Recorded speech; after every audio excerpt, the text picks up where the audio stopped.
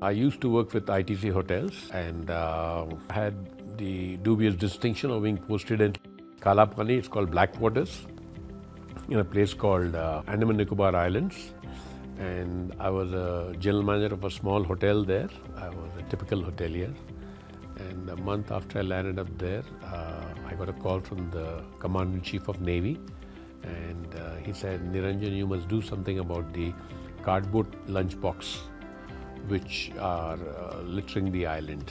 And as a good Indian, you would have a great picnic in those islands, but leave the cardboard lunchbox back over there. After 2.5 months, it occurred to me, why don't I appeal to the good sense of the tourist? And we put up a small sticker on the packed lunchbox. Please do not litter the island. Please bring it back to the hotel for disposal. And I was surprised that we got a 50% response from our guests.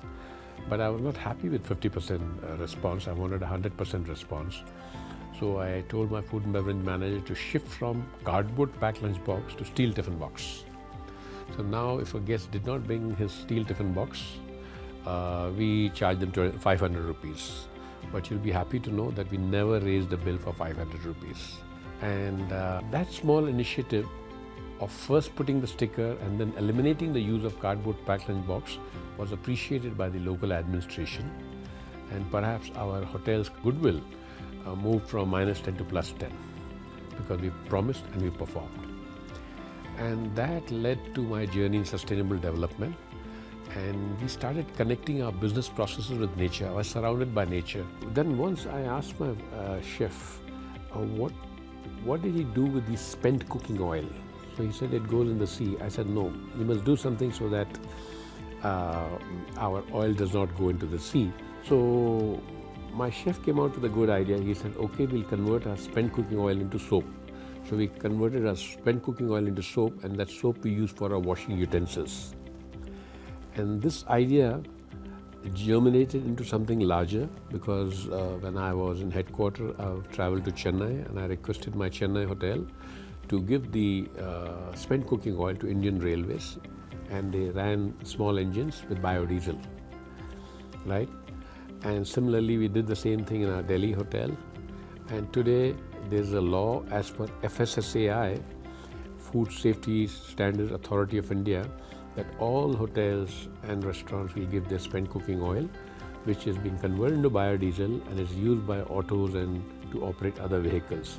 So to cut the story in short, a whole lot of other initiatives were also implemented there. I retired 5 years back from ITC, and today I'm wearing 2 hats. One, I'm working with Skills Council for Green Jobs, and in my own capacity, I've started iSambhav. iSambhav is a fairly new entity, it's 5 years old, but the work that I was doing earlier in my job, it's a continuation of that, right? And by doing capacity building at various levels, you help people to understand the challenges of climate change and simultaneously give them such simple ideas which help them to reduce their operating costs, whether at home or in their small enterprise or in the industry.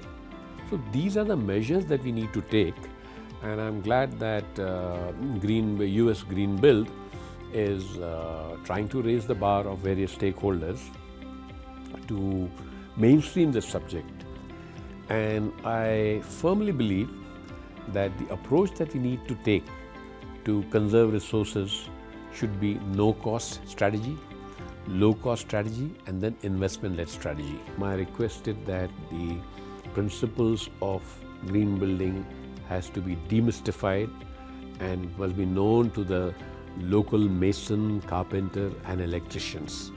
Once it reaches over there, then I'll say that the green building movement has arrived. So we have a long way to go.